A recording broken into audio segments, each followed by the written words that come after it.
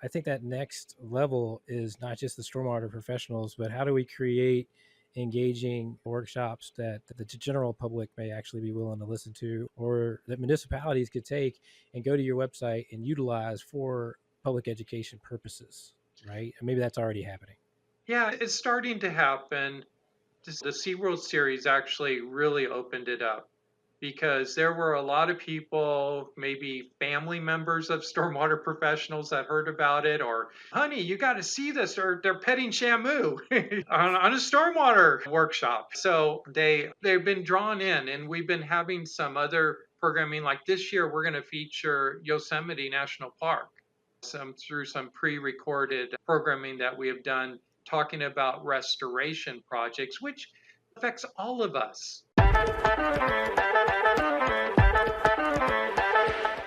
Hey there, welcome to the Stormwater World podcast. Shout out to our parent company, Digital Stormwater. We're out there making an impact in stormwater one click at a time. We put more stormwater people in front of your stormwater products and services. How we get there is totally up to you. Some of the services that we offer are social media management, Google, LinkedIn, and Meta ads, SEO and content creation, website builds and updates, AI automations, consulting, and a lot more. So the question is, who do you know that needs our help? If you're on YouTube, you can click on that QR code to learn more, or you can give us a call at 844-451-2534, or you can visit us at digitalstormwater.com and schedule a call with us today. I'd like to thank everybody that's been listening to this podcast. We appreciate each and every one of you. Let's get back to the episode. Hey, everybody, welcome back to a new episode of the Stormwater World podcast. I'm super excited to share with you an event that's coming up later this year called Stormwater Awareness Week. And you can visit stormwaterawarenessweek.org to get further details. But I've got a couple of guests here. They're going to go over all the details, as well as the history of Stormwater Awareness Week and why I think it is such a fantastic opportunity that everybody who is listening to this podcast should find a way to get involved, either from a workshop standpoint or as an attendee. So with us today is John. I told you I was going to mess that up, John. That's I all was right. practicing too much. Tarascus. It's the Texas, man. I'm telling you, it's the Texas. John Tarascus, as well as Rebecca Burnett. Y'all, appreciate y'all being on today. And I'll go over y'all's bios here in a second, but let's just jump in there and talk about Stormwater Awareness Week. So what is it? What Well, is Stormwater Awareness Week? well, thank you, Ty. Thank you for having both Rebecca and I here. And it's a privilege to be on your podcast. I couldn't believe when I saw there is actually a podcast on stormwater outside of I think we're the only other we're the only podcast. two. Yes. Yeah. Plug it. So everybody go check out SWPP Radio. Is that right? SWIP Radio. Is that anywhere you listen to podcasts, or is Apple it's and on Spotify. There you go. Yeah, Season 1 is out. Go check it out. But Absolutely. You do a pretty awesome podcast, and I enjoyed listening to some well, of them. Thank you. After I just completely butchered trying to say your name. Hey, Mr. I'm used to it. Tarascus. I'm used to it. What it is. As a kid, I would just listen in class for the John, then a pause, and I'm here. So I always got the TY. The TY, or is it short for anything? I'm like, nope. And then people would go through a list, right? They're like, it's not Tyler Tyson, and I would be like, nope, still not. It's just again, my apologies, and thank you for coming on the pod. Well, we appreciate it. And yeah, Stormwater Awareness Week is coming up. It's the last week of September. And by the way, the website is stormwaterawareness.org. And sorry, yes, my apologies. But we want to make sure we send everybody to the right place. But yeah, it is a really great event for the stormwater industry, and it actually started very simply. Back in 2012, we were wanting to have a stormwater educational event, and this is coming right off the heels of the Great Recession.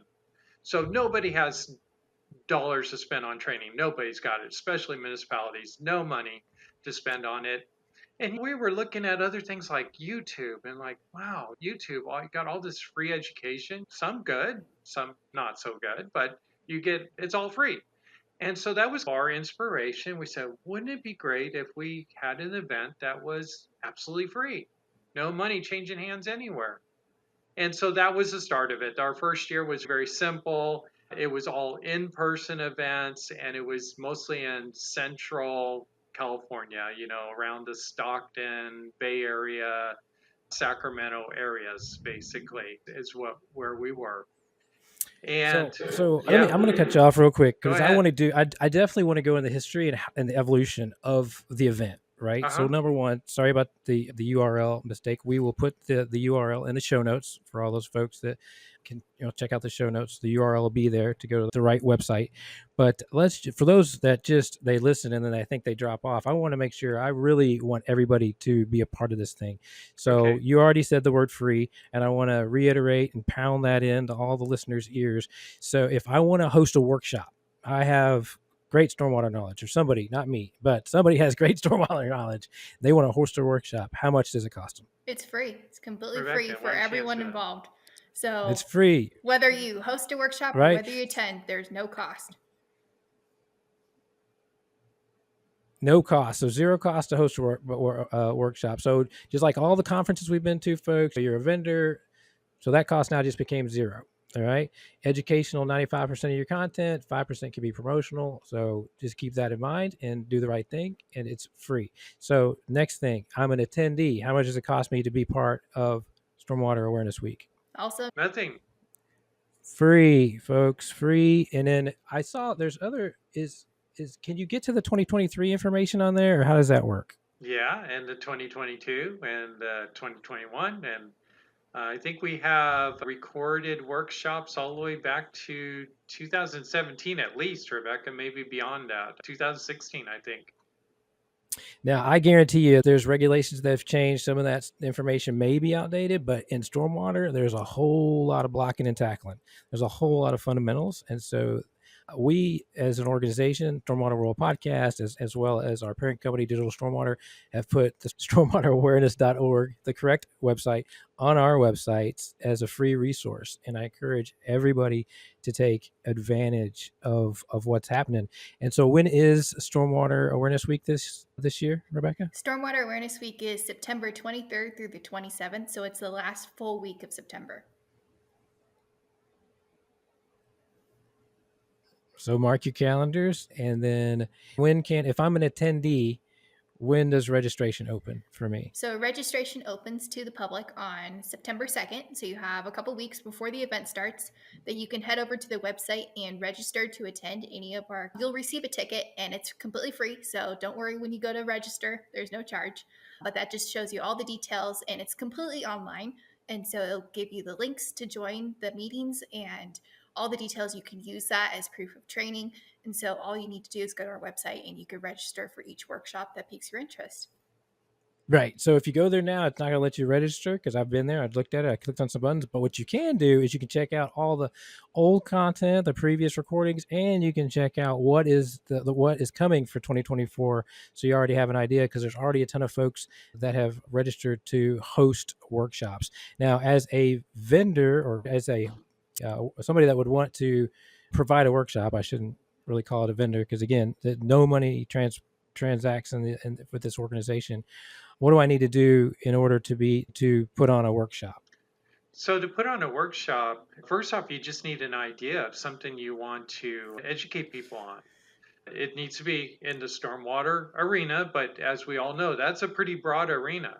It could be related to construction. It could be related to industrial. It could be municipal. It could be water quality. It could be public outreach. So there's a lot of different areas where someone might present on that still falls under the umbrella of stormwater awareness. So you need to have a topic. It needs to be a 1 hour discussion and come up with a name, come up with a description, and go to the website, stormwaterawareness.org, and type in your idea. And basically, that's all you have to do other than to show up and give the workshop. And when we say show up, log in to the Zoom account that we're going to give you. We're going to create it, and you basically show up when it's time and give your discussion. Yeah, The take care of all the organization technical takes side. care of everything else. Oh, Yeah. that's awesome. So I don't think I realized that when we talked the other day. It is a live workshop online. So you're Yes, not it asking them to is. send in a recording. So they'll be able to handle Q&A and all the normal things you would do in a IRL in a real life situation, right? Yeah. Oh, that's great. That's Yeah. great. So how many workshops can I register for as an attendee? As an attendee, you can register for pretty All much of all them. of them. Yeah. Okay. So no workshop is simultaneous. It's all slotted out across the week. Not There's not multiple. historically. Okay. Not Not yet. Not historically. yet, Although right? this year we have a funny feeling Mm-hmm. that by how many workshops we already have registered, that we're going to run out of time slots. And we're going to Gotcha. have to start doubling up some of them. Now, to help with that, we now have states from Hawaii to North Carolina participating. So we now have, what is that, 4 time zones that we can work with. Mm-hmm. So Oh, our yeah. days have broadened a little bit, and we're encouraging maybe Hawaii specific training to happen later in the day, so it's prime time for them, and maybe North Carolina specific training happen earlier in the day, so really, we do have the ability to double or triple stack our workshops if need be. And if someone wants to attend 2 that are happening at the same time, they attend one live and the other they can watch recorded. And we're also trying this year. Okay, so how quickly do the record? They pop up. The recordings pop up usually go by ahead. the end of the day or the next day. But this year, we're also trying, if we have to stack events, wow. Okay. of making sure that the topics aren't similar. So if we have a construction one happening, we're not going to stack another construction topic on top of it. We're going to do a construction and municipal. That way, different people, if you're interested in construction, you're not having to choose between 2 of the same topics. Got you. I got you. All right. Well, that's very cool. Very cool. And I think I just want to pause for a second because I just want everybody to realize with no money transact in hand, there's a lot of work that goes into this event. It has been going on since 2012, and we'll go back. And I do want John to take us through the history and evolution. But what you won't see is how to find these people.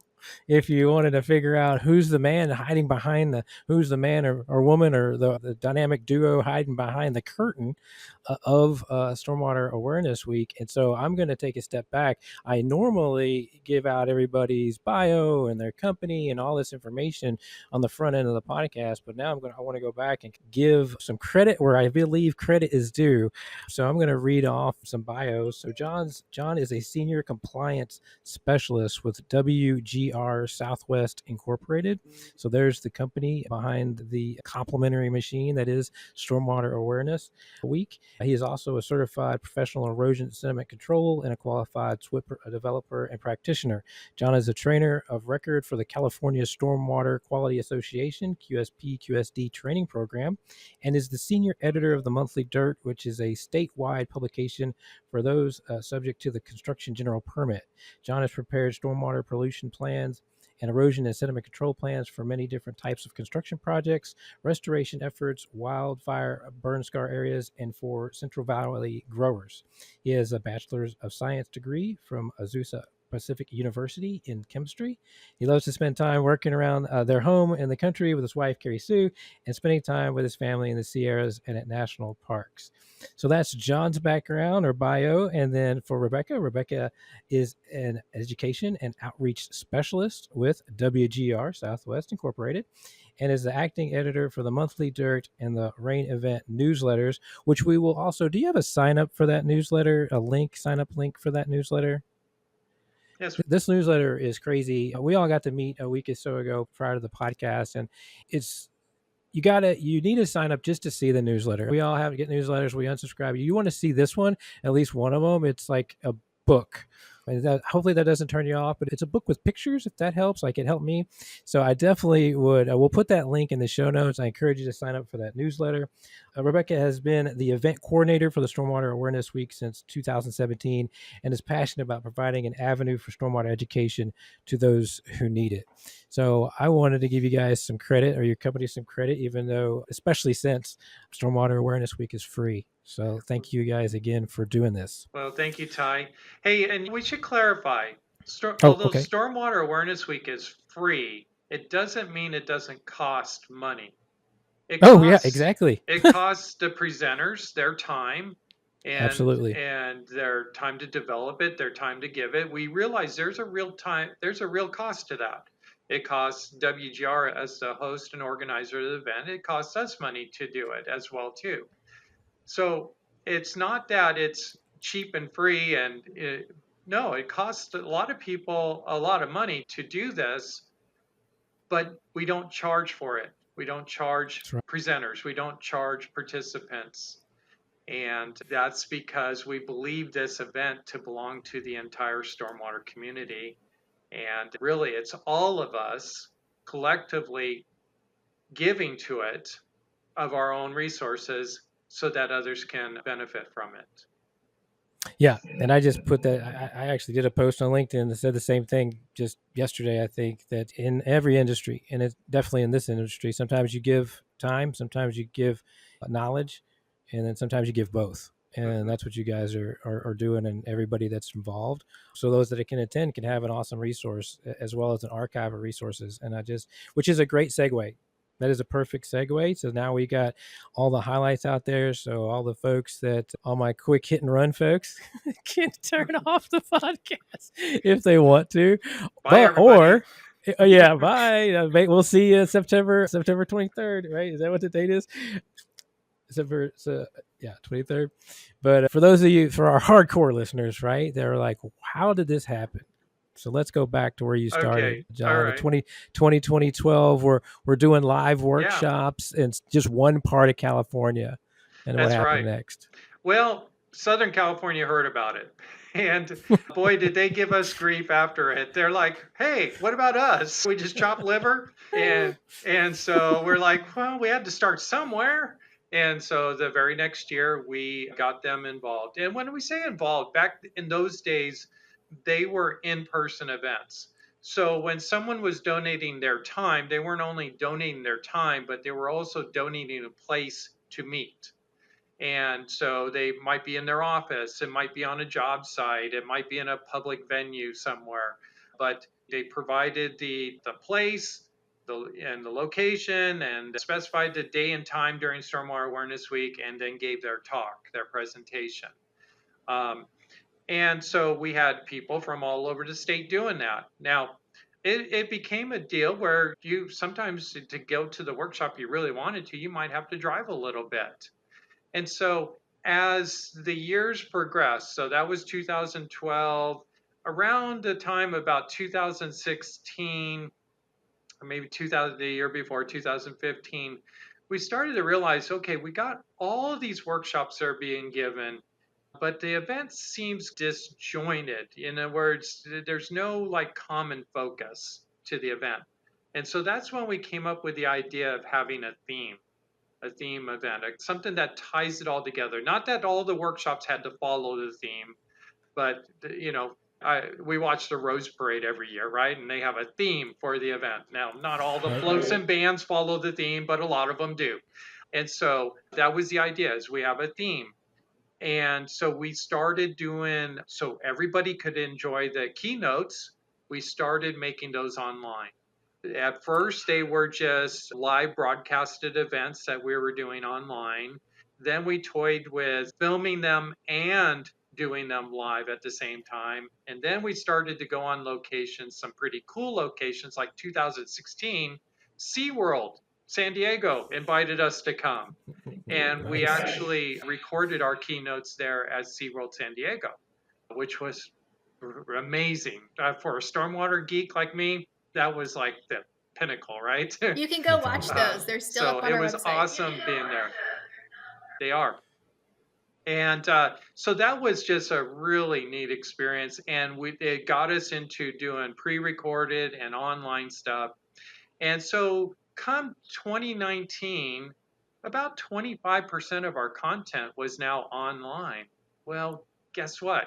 That set us up for 2020. And what happened in 2020? Yeah, the whole nation shut down, right? Right. So because our event was already moving that direction to online, we shifted from 25% online to 100% online. And Stormwater Awareness Week 2020 happened. In fact, you can watch the workshops. It happened without a whole lot of glitch to it. And so those COVID years, we stayed online and we grew. We continued to grow because nobody was going anywhere. They didn't have anything else better to do. So we had a great audience and while they sit at home. And Right. so we thought, okay, after COVID, people are going to be wanting to come back to in-person classes, right? No, wrong. No, uh, that a whole online thing stuck. And both for presenters and participants. Because participants didn't have to drive anywhere. They didn't have to drive 2 hours through Bay Area traffic or LA area traffic to get to their event. And presenters loved it because they could get participants from all over the state. In fact, what we weren't anticipating was it would go way beyond the state. And so, Rebecca, 2023 was a year that all of a sudden it exploded on us. What happened? It started going across the nation, and I think we had like 28 states or something like that join in the event. And we also had several countries that started joining in. And so just the interest expanded Yeah, so much farther than the California borders. yeah. So individuals, so we should say individuals from these states. I think last year we had over 30 individuals from over 30 states attending, and I Wow. think 4 or 5 countries. If you add up the last couple of years, I think we probably have had individuals from maybe 10 countries attend these events. Where now Calgary, Canada is going to be one of our key presenters this year, Oh, the that's city awesome. of Calgary. And then Honolulu is going to be presenting, and also Raleigh, North Carolina. It sounds like they're presenting. So we have now people from all over the country attending this event and being part of giving workshops, attending workshops. So it's like, whoa, we didn't see this coming. And it's been amazing. So it's literally been a grassroots movement. We just wanted the stormwater industry to educate itself. Yeah.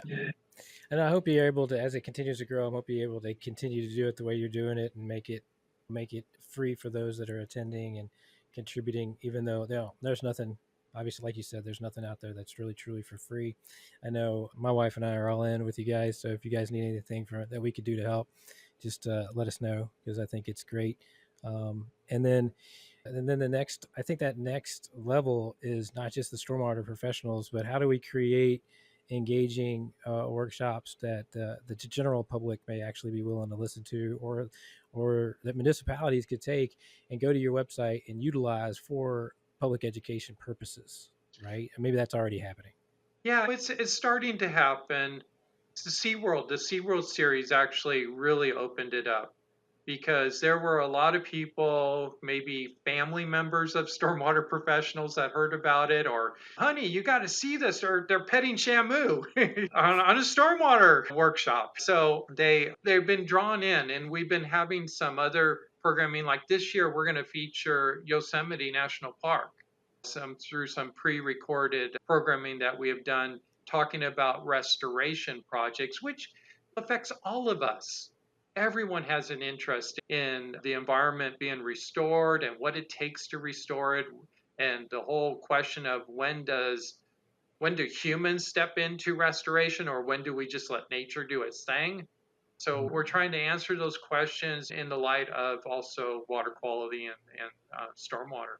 So I think there will be a lot of public appeal. And then other workshops, I think, that we have now people presenting, talking about citizens monitoring programs and trash cleanup programs, and where the average Joe or Jane can get involved and relate to the topic being discussed. And honestly, this is Gotcha. up to our workshop Well, I think, host. I don't know. What are we missed? Yeah, go ahead. So it's up to our workshop host really to get the Right? general public involved. Yeah. Some years we had a workshop that was a kayak tour of a local lake. So we had the general public coming out to go kayaking, and they also learned about the waterway and the watershed. And so it's up to whoever wants to present and what their topic is, whether it's trash cleanup, whether it's a city reaching out to their own citizens, whether it's a kayak tour. It's pretty much, if you want to reach the general public, the sky's the limit. You can do whatever you want to within the field of stormwater. Yeah. Yeah. And I think another thing to talk about is also our audience. Yes, we're wanting the general public to get involved in. There's a lot of other fine stormwater seminars and programs that happen throughout the year. StormCon, the Casca regional program here in California, their annual program. There's a lot of good stuff out there, but it costs money and you have to go to it. You have to physically go to it. It takes a commitment to go to it. Because ours is free and really accessible, literally turn the computer on and sign up and you're there. We're getting a different audience than what those shows typically get. We tend to get, well, I'd say the individuals who actually need the information, not stormwater professionals like you and me. Right. Right. No, that's what I'm saying. It becomes an echo chamber. Yeah. The people who would never go to a StormCon because they would never go to their boss and ask for the money to go. And even if they did, they would get turned down, right? But they still need this information, and they can turn on a computer, they can sign up for a free program, and therefore they show up. And so we're able to connect with an audience that these big national and regional shows are just not able to connect with. And that's pretty cool. That's pretty cool. It's really cool. And that's why we're all in with you guys, because that's the whole premise of this podcast, right? It's having these casual conversations outside of the halls of a conference, because that's where in 13 years of traveling and doing all these shows, like a lot of the best conversations were had outside of the vendor booth area and the conference area, and definitely outside of the presentation area. And all those things are great. All of those things have its place, but to be able to reach those that, like you said, are unable or unwilling or a little bit scared to go ask to go to a conference and still be able to provide them with a straight line to some pertinent information, I think is fantastic. And so again, kudos to you all for having done this, and now seeing that it's been able to grow nationwide and internationally is really cool. Yeah. And we'll see where it goes. I have no idea. We don't have any idea. And you had mentioned this when you were talking about our bios, and we're very sincere about this. We do not view Stormwater Awareness Week as belonging to the company we work for, which is WGR Southwest Inc. Yeah, we organized it. Yeah, we still host it. Maybe we won't always host it. Maybe somebody else will take over the mantle someday. But we truly believe this to belong to everyone, and to show evidence of that. You had mentioned this before the podcast, Ty. You have to look really hard to even find WGR mentioned anywhere on Stormwater Awareness Week, or who's even behind it. And that's very intentional, because there's other consultants like us who are participating, and we don't want them to feel intimidated or feel like, oh, they're just helping WGR build their business subconsciously, right? No, we want everyone to be able to claim legitimately, hey, this is my event. Come listen to my workshop. And oh, by the way, there are other workshops too.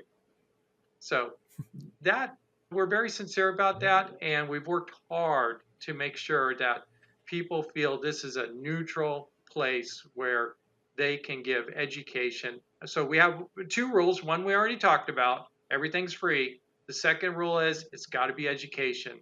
95% education. We allow 5% of self-promotion, just as a thank you for giving a free workshop. But it's got to be 95% education being given. Yep. Fair enough. What did we miss? We're out there at that perfect timeline for our hardcore listeners that stayed with us to learn the history of Stormwater Awareness Week. Rebecca, do we miss anything on the cross your T's and dot your I's part of things or all anything? I think We're the only good? thing is Stormwater Awareness Week this year, our theme is environmental. We're going to be taking a step back and looking at Oh the yeah, big the picture theme. of the environment, how stormwater plays into that. And so we already talked a little bit about how we're going to go to Yosemite and learn about the restoration. And that ties into our theme of how we're protecting the environment, how we're restoring it, how protecting stormwater protects the environment. So our overarching theme is environmental, and we have a lot of great workshops already signed up that are going to be talking about different ways of protecting the environment, as well as ones that cover regulation compliance, things that you need to know to do your job. So we have big picture and then the fine print that you need to know to do what you do. So that's the theme for the year. Mhm. Awesome. So Ty, And go ahead. oh, go ahead. So Ty, we'd like to ask your viewers or your listeners to Yeah. do three things.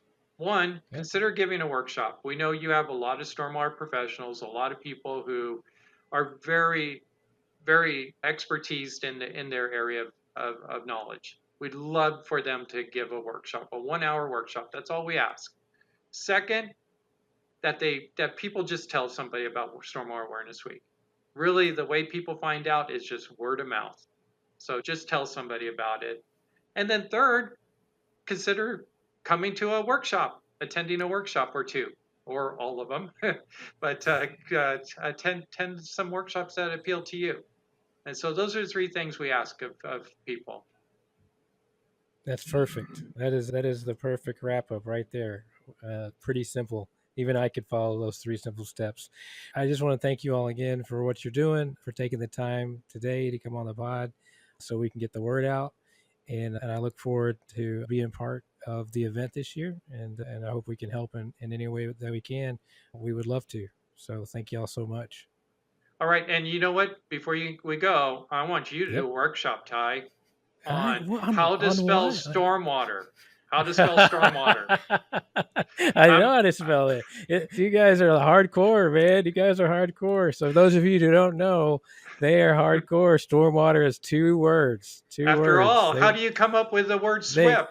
The acronym SWIP. Man, but things happen in an industry. You got to lean into the colloquialisms of things, and so now. But I can't join in that debate. All I right. don't think it's just too polarizing, John. I try not to get too polarizing Exactly. in any of the But things, thank you right? so much for Yes, sir. helping get the word out, and we look forward to just continuing to partner with Stormwater World and seeing you guys grow in your podcast. So we wish you the best on it.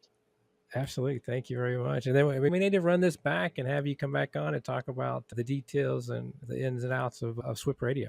That might be another episode coming soon. All Rebecca, thank you so much as well. Yes, and we thank you, appreciate Ty. all the work you do. And hey, shout out. And again, my hardcore listeners, the ones that are still with us. Now, if you've been getting emails from Rebecca, it's legit. It is a legit organization. It's hard to find the man and the woman behind the curtain, but she's real. It's not a spam email. So go ahead and respond and sign up for our workshop. So thank you all again. right. Appreciate Thanks. it. Thank you. Y'all have a great day.